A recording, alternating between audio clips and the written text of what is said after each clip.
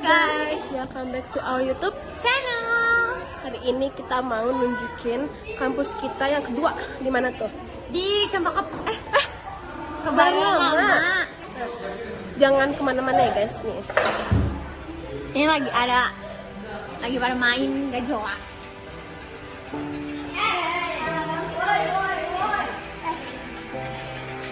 Ya gandeng, tadi nonton. Mau ikut nonton apa enggak nih? Ini loh, OPM. Kenapa sih? Woi.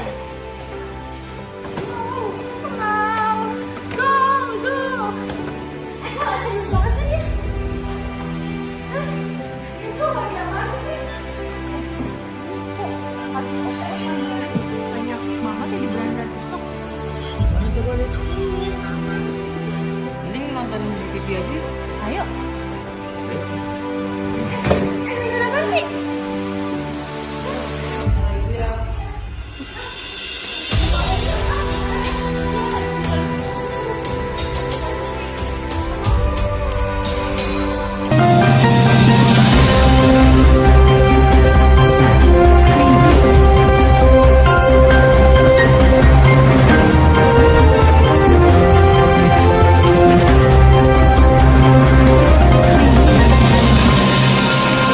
Pemirsa setia, kembali lagi bersama saya Rifda Hanifah dalam segmen khusus yang mengupas tuntas kompleksitas isu organisasi Papua Merdeka atau yang biasa disingkat dengan OPM di tanah Papua.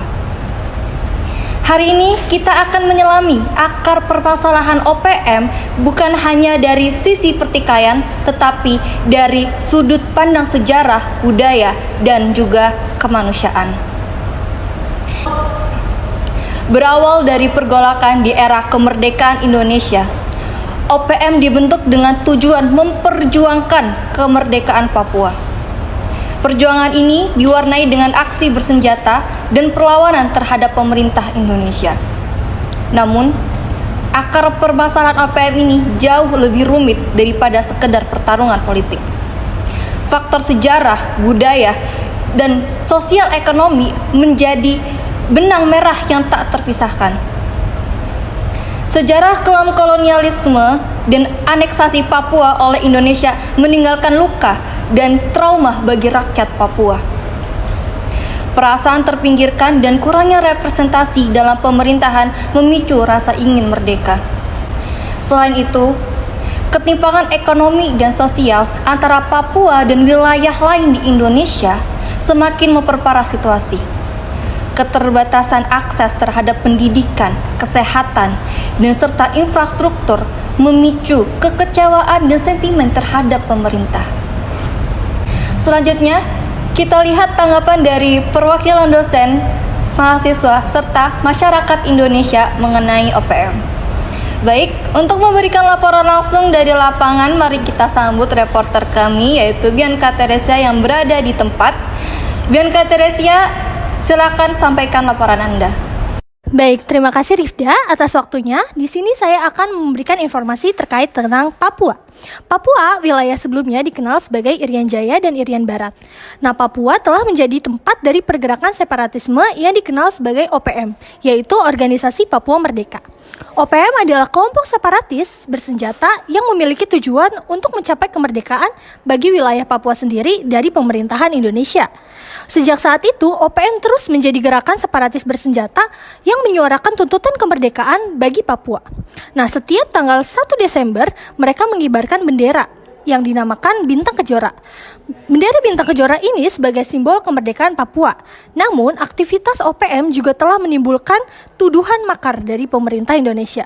Maka di sini saya akan menanyakan pendapat ahli tentang OPM tersebut oleh suatu dosen pendidikan kewarganegaraan. Baik, di sini saya telah menemukan narasumber kami yang bernama Pak Fajar sebagai salah satu dosen Politeknik STMI Jakarta. Baik, selamat siang Pak Fajar. Selamat siang. Baik, di sini saya akan menanyakan informasi nih terkait OPM menurut dari sudut pandang Bapak. Baik, saya akan memberikan satu pertanyaan. Yang pertama yaitu beberapa pertanyaan. Pertanyaan yang pertama ada, seberapa efektif sih pendekatan keamanan yang selama ini dilakukan untuk mengatasi OPM tersebut? Oke, baik, terima kasih. Jadi memang kalau kita berbicara seberapa efektif selama ini, kita tarik dulu bahwa isu Papua itu sangat kompleks ya. Jadi tidak sesederhana yang dibayangkan. Dengan pendekatan selama ini, terutama pendekatan militeristik, saya rasa kurang begitu tepat. Karena memang walaupun organisasi Papua Merdeka ini bahkan kemarin sempat dinyatakan sebagai kelompok kekerasan bersenjata atau KKB ya, dan banyak juga menewaskan prajurit kita, tapi memang perlu ada mengedepankan dialog begitu ya dibandingkan angkat senjata, karena dengan adanya pertumpahan darah problem Papua malah makin rumit ya. Jadi justru dengan pendekatan militeristik, menurut hemat saya, militer pun harus mengedepankan dialog begitu ya, dibandingkan dengan angkat senjata. Menurut Pak Fajar sendiri, apakah sih pendekatan politik tersebut tuh masih mungkin dilakukan oleh OPM ini, Pak? Ya, saya rasa justru pendekatan politik dengan melibatkan pihak ketiga, seperti halnya dulu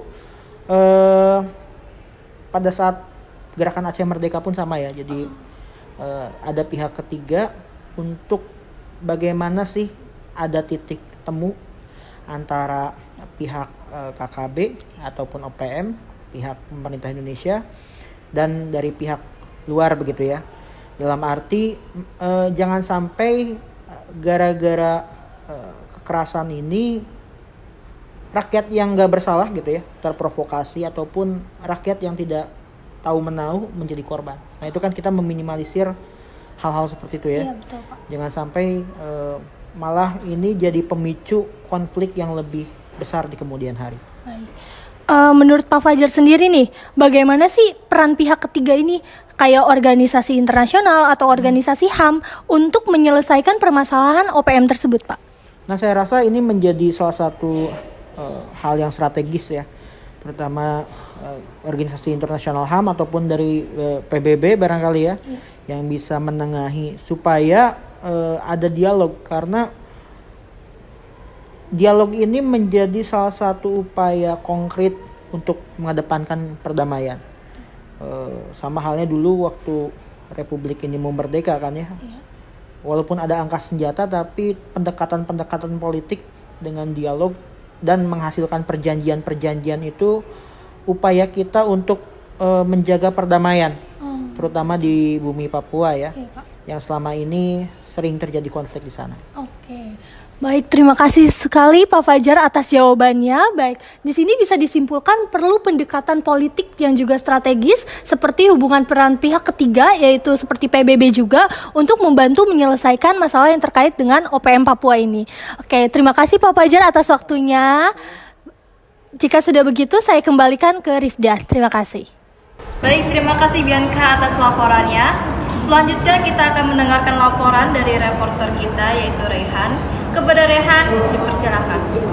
Oke Rifda, terima kasih sudah terhubung bersama saya Rehan Hilmi di Jakarta. Di sini saya akan mewawancara seseorang yang saya temui di kantor PD di Jakarta. Oke, selamat sore Mas, dengan Mas siapa namanya? Ya, sore dengan Mas Alfi. Oke, Mas Alfi. Ya. Saya mau bertanya nih Mas tentang adanya KKB di Indonesia. Yang pertama tuh apa sih yang Mas ketahui mengenai konflik yang terjadi di Papua? Oh, itu setahu saya kan OPM itu organisasi Papua Merdeka. Oh ya. Ya. Jadi itu tuh setahu saya dia tuh kayak apa? Pengen kayak Timur Leste gitu, kayak dia apa? Misah dari Indonesia gitu. Ya gitu. Mungkin ya gitulah, apa dia pengen misah dari Indonesia. Oh, menurut Mas mungkin Papua itu ingin memisahkan ini di Indonesia ya? Ingin menjadi seperti Timur Leste lah. Nah gitu, dia itu terpecah dari Indonesia. Dia terpecah dari gitu. Indonesia Oh, ya. gitu. Lalu pertanyaan selanjutnya, apa sih menurut Mas yang bisa masyarakat lakukan sarannya gitu untuk Papua Merdeka ini? Yang bisa lakukan buat masyarakat sipil gitu ya. Iya, Sarannya kalau kalau buat tuh bisa itu buat jadi mata-matai kalau ada sekelompok OPM di situ bisa kan ngabarin TNI atau apa gitu kan. Atau bisa masyarakat situ sipilnya bisa dia itu pindahlah dari zona merah daerah situ gitu. Biar tidak bahaya ke masyarakat sipil atau takutnya ada terkena pembunuhan atau gitu ya. Takut menjadi korban juga gitu ya Pak ya. Gitu. Oh iya benar-benar. Takut jadi korban itu OPM. Harusnya pindahlah dari zona merah itu daerah situ. Lalu ada nggak sih Pak harapan yang buat tentara kita atau polisi BRIMOB di sana yang berjaga agar bisa menjaga negara ini dengan lebih baik lagi gitu Pak? Ya saran ya mungkin harus TNI, Polri harus lebih berhati-hati aja kalau kata saya gitu. Soalnya kan banyak korban juga gitu kan di situ.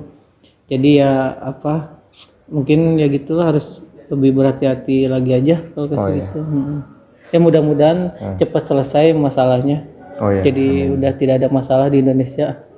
Ya gitu. Oke Mas, terima kasih atas sarannya. Sama-sama. Oke. Rifda, saya kembalikan lagi ke Rifda. Baik, terima kasih kepada Rehan atas laporannya. Selanjutnya kita akan kembalikan ke reporter kita yaitu Bianca Teresia. Silakan. Baik, terima kasih Rifda atas waktunya. Saya Bianca Teresia. Di sini saya akan melakukan wawancara kepada salah seorang mahasiswa. Selamat siang. Ya baik, selamat siang. Kami akan melakukan wawancara, boleh minta waktunya? Ya, boleh. Oke, pertama-tama boleh perkenalan diri? Ya, perkenalkan nama saya Mikael Purba. Oke, Michael Purba ini dari kampus mana nih kalau boleh tahu? Saya dari kampus Politeknik STM Jakarta. Oke, kalau boleh tahu Michael Purba ini sebelumnya pernah dengar tentang OPM nggak? Sebelumnya sudah pernah. Oke, apa sih pandangan Michael sendiri tentang OPM itu? OPM itu kan seperti kita tahu adalah gerakan organisasi yang ada di Papua untuk menyatakan kemerdekaan, di mana mereka bergerak karena banyaknya kebijakan-kebijakan pemerintah yang tidak sesuai dengan kesejahteraan masyarakat yang ada di Papua.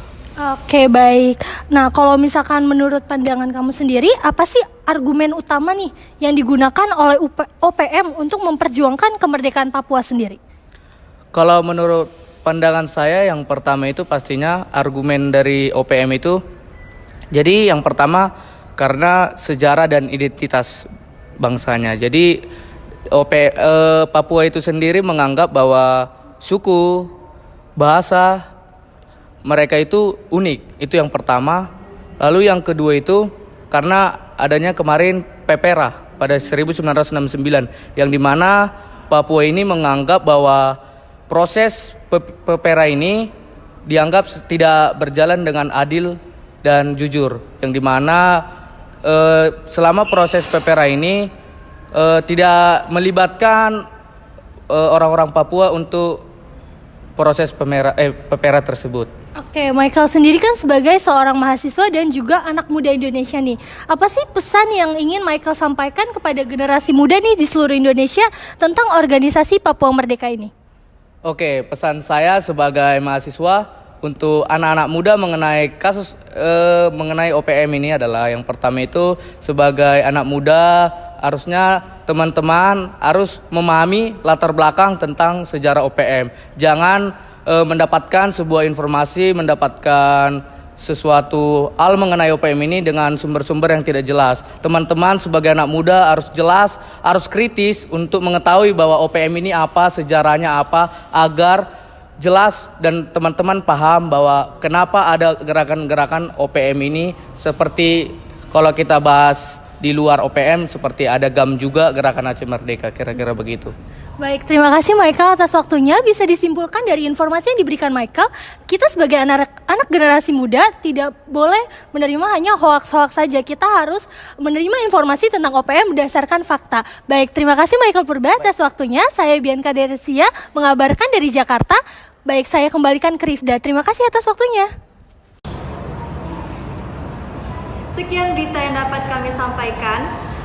Saya Rifda Hanifah pamit undur diri. Sampai jumpa.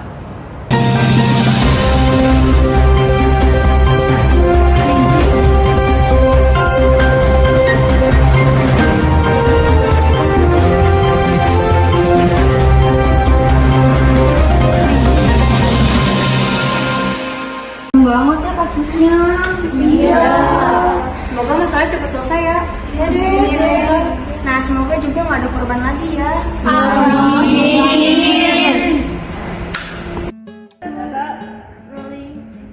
Udah.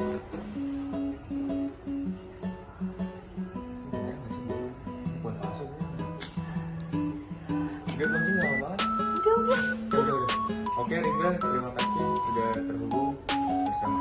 Ya, nama saya. Belum kerekam. Ya, Astaga. caranya salah satu seorang mahasiswa.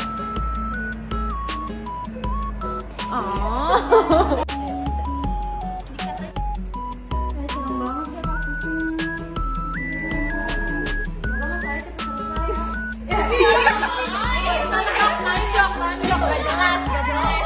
selesai. Tonjok sekarang. Ini kenapa gue?